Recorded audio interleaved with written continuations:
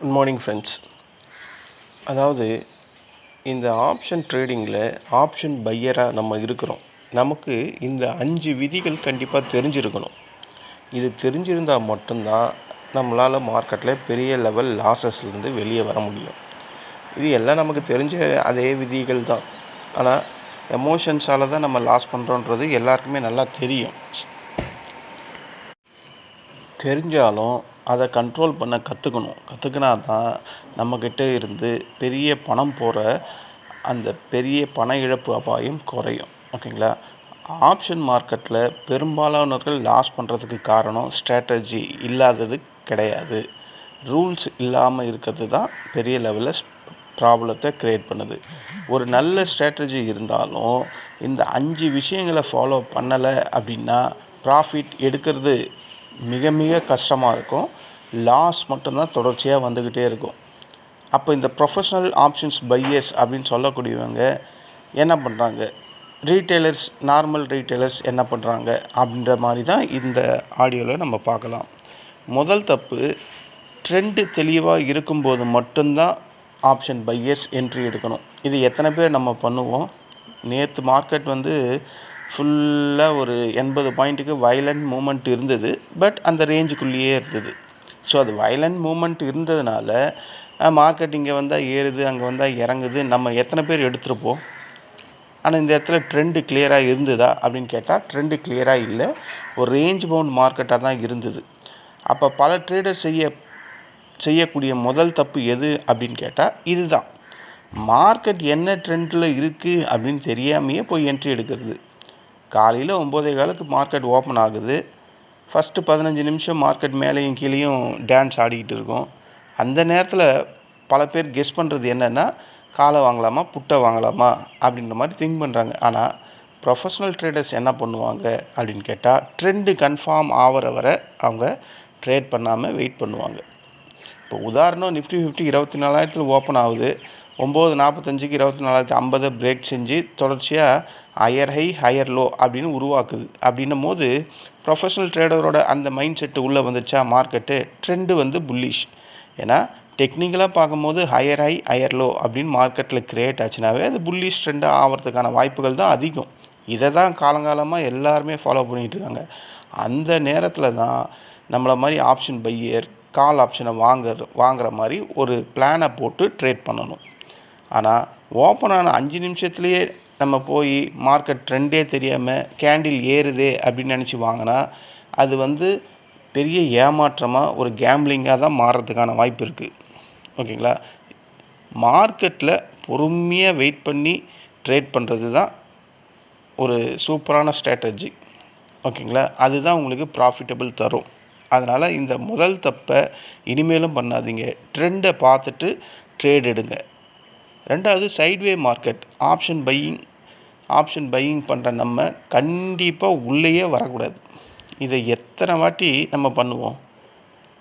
Option பையர்களோட மிகப்பெரிய எதிரி யாருன்னா இந்த சைட்வே மார்க்கெட் தான். மார்க்கெட் மேலே போல கீழேயும் போல மார்க்கெட் ரேஞ்ச் பவுண்ட்லேயே சுற்றிக்கிட்டு இருக்குது. நேற்று மாதிரி வயலண்ட் மூமெண்ட்டில் இருந்தால் என்ன ஆகும்? இந்த நேரத்தில் என்ன நடக்கும்? ப்ரீமியம் மெதுவாக உருக ஆரம்பிக்கும். நேற்று சென்செக்ஸ் எக்ஸ்பைரி. நேற்று சென்செக்ஸில் ட்ரேட் பண்ணவங்களோட மனநிலைமை இப்படி தான் இருந்திருக்கும். 2 பக்கமும் ப்ரீமியம் கரைஞ்சிக்கிட்டே இருந்தது. அதில் அதிகமாக புட் சைடில் தான் கரைஞ்சிக்கிட்டே இருந்தது. மார்க்கெட் அங்கேயே தான் இருக்குது. அந்த 130 பாயிண்ட்டுக்கு தான் சென்செக்ஸு ரேஞ்ச் பவுண்ட்லேயே ட்ரேட் ஆகிட்டு இருந்தது. மேலே போவான், கீழே வருவான், மேலே போவான். இதே தான் 2.25 வரையும் ட்ரேட் ஆகிட்டு இருந்தது. அப்போது ப்ரீமியம் டிகேல எப்படி கரைஞ்சிருக்கும்? நேற்று நீங்கள் கண்கூட பார்த்துறதுக்கு ஒரு வாய்ப்பு இருந்தது சென்செக்ஸில். உதாரணம், நேற்று கதையை நம்ம எடுத்துப்போமே. நிஃப்டி 50 24,000 24,030 இந்த 120 வரையும் போச்சு அப்படின்னு நினைக்கிறேன். அதுக்கப்புறம் மறுபடியும் 24,000க்கே வந்தது. அப்போ நீங்கள் ஒரு ப்ரீமியம் 200 வாங்குறீங்கன்னா கால் ஆப்ஷனை வாங்கியிருக்கீங்க. 2 மணி நேரம் கழிச்சு நிஃப்டி 50 அந்த ரேஞ்ச் பவுண்ட்லேயே சுற்றிக்கிட்டே இருந்தால் ப்ரீமியம் உங்களுக்கு 200 180 ஆகும், 160 ஆகும், கடைசியில் 150ன்னு மாறும். அப்போ மார்க்கெட் உங்களுக்கு எதிராக செயல்படலை. மார்க்கெட்டு அங்கே மூமெண்ட்டே இல்லை. நீங்கள் அந்த இடத்துல போய் ட்ரேட் பண்ணால் உங்களுக்கு டைம் கண்டிப்பாக ஹெல்ப் பண்ணவே பண்ணாது. ஆப்ஷன் பையர் அப்படின்னாவே டைம் கண்டிப்பாக ஹெல்ப் பண்ணியே தீரணும். இது தீராத ஒரு நமக்கு ரூலு. அதாவது டிஃபால்ட் ரூல் அப்படின்னு சொல்லுவாங்கள்ல மார்க்கெட்டில். இது நமக்கு ஆப்ஷன் பையருக்கு தீராத தலைவலி எதிரான இந்த டைம் டிகே தான். அதனால் இதை டைம் நமக்கு சப்போர்ட் பண்ணால் மட்டும்தான் பெரிய லெவலில் ப்ராஃபிட் பண்ண முடியும். அதனால் ப்ரொஃபஷனல் ட்ரேடர் சைட்வே மார்க்கெட்டில் கண்டிப்பாக அவங்க ஆப்ஷன் பையிங் பண்ணவே மாட்டாங்க. நம்மளும் இனிமேல் சைட்வே மார்க்கெட் இருந்தால் ட்ரேட் பண்ணக்கூடாது அப்படின்ற மாதிரி நம்மளும் அந்த முடிவுக்கு வரணும். ட்ரெண்டு வர வரையும் நம்ம காத்திருந்து ட்ரேட் பண்ணணும். 3வது, எக்ஸ்பிரி டேயில் ப்ரீமியம் உருகுவதை புரிஞ்சிக்கணும். சில பேர் எக்ஸ்பிரி டேயில் இந்த மணியை வாங்கிடுவாங்க. மார்க்கெட் மொமெண்டமே இல்லைன்னும் போது இந்த மணி மட்டும் எப்படி உருகாமையாக இருக்கும்? அதுவும் எக்ஸ்பிரி டேயில் எல்லாமே உருக தான் செய்யும். ஒரு குறிப்பிட்ட டைமுக்கு மேலே 9:15 ஓப்பன் ஆகி 11 மணி வரையும் மார்க்கெட் அதே இடத்துல இருந்தால் ஓரளவுக்கு பரவாயில்ல. மார்க்கெட் 2 மணிக்கு வந்துடுச்சு, இன்னும் 1.5 மணி நேரத்தில் மார்க்கெட்டே க்ளோஸ் ஆக போகுது. அப்போ ப்ரீமியம் எல்லாம் என்ன ஆகும்? வேகமாக உருக தான் செய்யும். நம்ம தான் அதுக்கேற்ற மாதிரி பல பிளானை போட்டு இந்த இடத்துல இந்த இதுவை எடுத்தால் அது மேலே போகுமா, கீழே வருமா, இல்லை சைட்வேலியே இப்படியே இருக்குமா அப்படின்றதெல்லாம் நம்ம தான் திங்க் பண்ணி நம்ம தான் ட்ரேட் பண்ணணும். ஓகேங்களா? எக்ஸ்பிரி டேன்றது ஆப்ஷன் பையருக்கு மிகப்பெரிய ஆபத்தான நாள். அன்றைக்கி ப்ரீமியம் வேகமாக குறையும். இதை தான் டைம் டிகே அப்படின்னு சொல்லுவாங்க. ஒரு எக்ஸாம்பிள், காலையில் 11 மணிக்கு நீங்கள் ₹100 ப்ரீமியமே கால் ஆப்ஷனை வாங்குறீங்க. நிஃப்டி கொஞ்ச நேரத்துக்கு மேலே போகுது, நீங்கள் ப்ராஃபிட் எதிர்பார்க்குறீங்க. ஆனால் ப்ரீமியம் ₹100 அங்கேருந்து ₹85 குறையுது.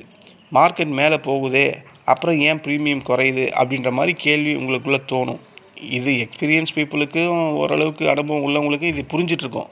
ஆனால் புதுசாக வரவங்களுக்கு எப்படி தெரியும்? அவங்களுக்கு தோன்றது என்ன? நான் கால் ஆப்ஷனில் இருக்கேன், மார்க்கெட் ஏறிக்கிட்டு தான் இருக்குது, ஆனால் என் ப்ரீமியம் மட்டும் குறையுதே அப்படின்னு கேட்பாங்க, காரணம் புரியாமல். அப்போது எக்ஸ்பிரி டேன்றது டைம் வேல்யூ வேகமாக உங்களோட ப்ரீமியத்தை அழிக்குது. அப்போது டைரக்ஷன் மட்டும் சரியாக இருந்தால் போதாது, அதுக்கேற்ற மாதிரி கேண்டில் ஸ்டிக்ஸ் ப்ரைஸ் ஆக்ஷன் மூமெண்ட்டும் மார்க்கெட்டில் வேகமாக நகரனா மட்டும்தான் உங்களுக்கு ப்ராஃபிட் வரும். அதனால தான் நீங்கள் ஃப்ரெஷர்ஸாக இருந்தால் எக்ஸ்பிரி டேயில் கவனமாக செயல்படுத்தணும். 4வது, பிரேக் அவுட் வந்தவுடன் பிளைண்டாக போய் என்ட்ரி எடுக்கக்கூடாது. அதுக்கு ஒரு ரீட்ரேஸ்மெண்ட் அப்படின்னு ஒன்று இருக்குது. நான் இதெல்லாம் ஏற்கனவே சொல்லியிருக்கேன். இருந்தாலும் ஒருத்தர் கேட்டிருக்காரு. அதாவது நான் ஒரு ஆப்ஷன் பையர்னும் போது பெரும்பாலான பல தவறுகள் இருக்குது. நான் குறிப்பாக இந்த தவறுகளெல்லாம் செய்யாமல் இருந்தால் ப்ராஃபிட் வரணும் இல்லையோ, அட்லீஸ்ட் லாஸ் வராமையாவது இருக்கலாம்னா அது என்ன மாதிரி தவறுனா, நான் இப்போ சொல்லிக்கிட்டு இருக்கேன் இந்த தவறுகள் தான். பிரேக் அவுட் வந்த உடனே பிளைண்டாக என்ட்ரி செய்யக்கூடாது. ரீட்டைல் ட்ரேடர் அதிகமாக ட்ராப் ஆகிற இடம் இதுதான். ஒரு ரெசிஸ்டண்ட்டை பிரேக் ஆகுது, உடனே அனைவரும் அங்கே போயிட்டு கால் ஆப்ஷனை வாங்குறாங்க. ஆனால் சில நிமிஷத்தில் மார்க்கெட் கீழே தொப்புன்னு விழும். இதுதான் ஃபால்ஸ் பிரேக் அவுட். உதாரணம், நிஃப்டி 50 24,100 அப்படின்ற ரெசிஸ்டண்ட்டை பிரேக் செஞ்சிச்சு நேற்று. 136 126 வரையும் போச்சு. அப்போ பல பேர் என்ன பண்ணுவாங்க, 24,100 ஸ்ட்ராங்கான ரெசிஸ்டண்ட்டை மார்க்கெட் பிரேக் பண்ணி மேலே போகுது அப்படின்ற மாதிரி உள்ளே எடுப்பாங்க. ஆனால் அடுத்த 5 நிமிஷத்தில் மார்க்கெட் என்ன ஆச்சு?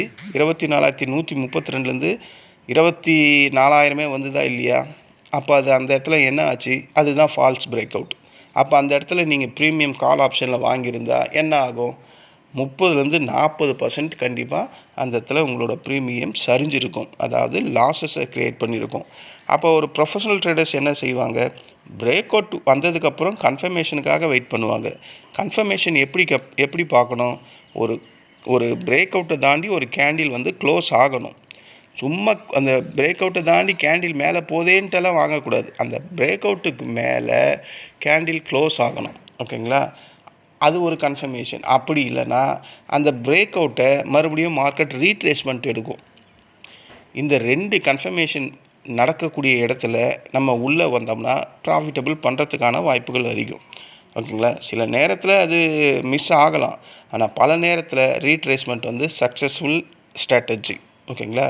ஸோ இந்த மாதிரி பெரிய ட்ராப்லேருந்து நம்ம தப்பிக்கிறதுக்கு மார்க்கெட்டில் ரீட்ரேஸ்மெண்ட் அப்படின்னக்கூடிய அந்த ஸ்ட்ராட்டஜியை கையாளலாம். மார்க்கெட் அந்த லைனை பிரேக் பண்ண உடனேயுமே எடுக்கிறது அப்படின்றது உங்களுக்கான ட்ராப்பு. நேற்றே நடந்தது இது. 24,100 மார்க்கெட் கிராஷ் ஆகி போகும்போது 24,132 வரையும் போச்சு. ஏன் அதுக்கப்புறம் அதை சஸ்டெயின் பண்ண முடியல? அது வந்து ஃபால்ஸ் பிரேக் அவுட் அப்படின்னு அதுக்கு பேர். ஓகேங்களா? 5வது ஸ்டாப் லாஸ் இல்லாமல் ஆப்ஷன் ட்ரேடிங் பண்ணவே கூடாதுங்க. மார்க்கெட்டில் உயிரை காக்கும் ஒரே கருவி எதிரானா ஸ்டாப் லாஸ். ஒரு காருக்கு எப்படி பிரேக் இம்பார்ட்டண்ட்டோ அது மாதிரி ஒரு ட்ரேடருக்கு எஸ்எல் அப்படின்றது இம்பார்ட்டண்ட். பல ட்ரேடர்களுக்கு இந்த எஸ்எல் மேலே துளி கூட நம்பிக்கையே இல்லை. ஓப்பனாகவே ட்ரேட் பண்ணுறாங்க. கொஞ்சம் வெயிட் பண்ணலாம், திரும்பி வந்துடும், நான் எஸ்எல் போட்டால் அது ட்ரிகர் தான் பண்ணுது அப்படின்ற மாதிரி சொல்கிறாங்க. சென்செக்ஸ் மாதிரி, பேங்க் நிஃப்டி மாதிரி இந்த இண்டெக்ஸஸ்லாம் ட்ரேட் பண்ணும்போது எஸ்எல் போடலைன்னா பெரிய லெவல் லாஸஸ் கொண்டு போயிடும்.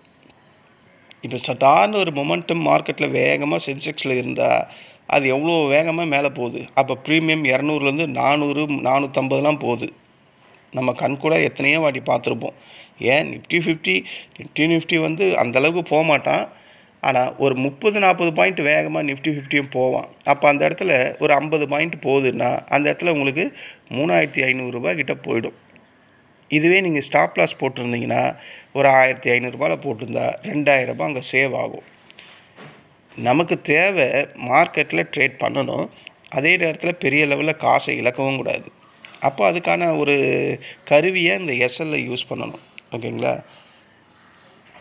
அப்படி நீங்கள் யூஸ் பண்ணலைன்னா, இல்லை மார்க்கெட் வெயிட் பண்ணலாம், திரும்பி வந்துடும் அப்படின்ற மாதிரி நீங்கள் நினச்சிங்கன்னா அது மெல்ல மெல்ல உங்கள் அக்கௌண்ட்டை காலி பண்ணிடும். இதுக்கும் ஒரு எக்ஸாம்பிள் நேற்று நடந்தது. நீங்கள் ஒரு ப்ரீமியம் 100 வாங்குறீங்க, ஆப்ஷன் ப்ரீமியம். அதுக்கு ஸ்டாப் லாஸே வைக்கல, ப்ரீமியம் 90 மாறுது. நீங்கள் வெயிட் பண்ணிக்கிட்டே இருக்கீங்க, மார்க்கெட் போயிடும் அப்படின்ற மாதிரி. அப்புறம் 80 அப்புறம் 20 அப்புறம் 60 கடைசியில் உங்கள் மனசு என்ன சொல்லணும் தெரியுமா? ப்ரீமியம் 25, 30, 10 இந்த மாதிரி ரேஞ்ச் வந்ததுக்கப்புறம் போச்சு, எல்லாமே போச்சு, இந்த 10-20 வந்து நம்மளை என்ன பண்ண போகுது, என்னத்தை காப்பாற்ற போகுது அப்படின்ற மாதிரி நினைக்க ஆரம்பிச்சிருவோம். ஸோ இந்த மாதிரி ஒவ்வொரு நாளும் நினப்பு வர வர வர வர நீங்கள் ஒவ்வொரு வாட்டியும் டிமேட் அக்கௌண்ட்டை ஃபில் பண்ணும் போது கேஷில் இதே மனநிலைமை தான் உங்களுக்கு கண்டினியூஸாக வந்துக்கிட்டே இருக்கும். ஒரு ட்ரேடர் உங்கள் அக்கௌண்ட்டை ப்ரொடெக்ட் பண்ணணும்னா எந்த ஸ்டேஜ்லேயுமே அதை காப்பாற்ற வேண்டியது உங்கள் கடமை. 10% தான் இருக்குது, 10,000 போட்ட இடத்துல 2,000 தான் இருக்குது, இந்த 2,000 வச்சு என்ன பண்ண முடியும் அப்படின்ற கேள்வியை அங்கே கேட்கக்கூடாது. நார்மல் பீப்புளில் மார்க்கெட்டை விட்டு வெளியே வந்து திங்க் பண்ணிங்க, இந்த 2,000 எத்தனை நாள் வேலை செய்யணும் அப்படின்ற மாதிரி திங்க் பண்ணிங்கன்னா அந்த 10%, 20% மீதி இருக்கிற உங்கள் கேபிட்டலை ப்ரொடெக்ட் பண்ணுறதுக்கான வாய்ப்புகளை நம்ம க்ரியேட் பண்ணணும். 8,000 போயிடுச்சு, இந்த 2,000 வச்சு நான் என்ன பண்ணுறது அப்படின்ற மனநிலைமைக்கு எப்பவுமே போகக்கூடாது. ஓகேங்களா? அதனால தான் இந்த 5 ட்ரேடை வந்து நம்ம கண்டினியூஸாக, இந்த 5 விதமான ரூல்ஸை வந்து நம்ம கண்டினியூஸாக ஃபாலோ பண்ணால் பெரிய லெவல் வந்து லாஸஸை டோட்டலாக அவாய்ட் பண்ணலாம். ஓகேங்களா? இந்த லாஸஸை கட்டுப்படுத்துவது தான் மார்க்கெட்டில் ட்ரேடர்ஸ் வந்து லைஃப் லாங் வந்து ட்ரேடிங் பண்ண முடியும். ஒரு சின்ன ஒரு கதையை சொல்லி முடிக்கிறேன். ஒரு 2 ட்ரேடர் இருக்காங்க. முதல் ட்ரேடர் தினமும் சிக்னலை பார்த்து உடனே என்ட்ரி எடுக்கிறாரு.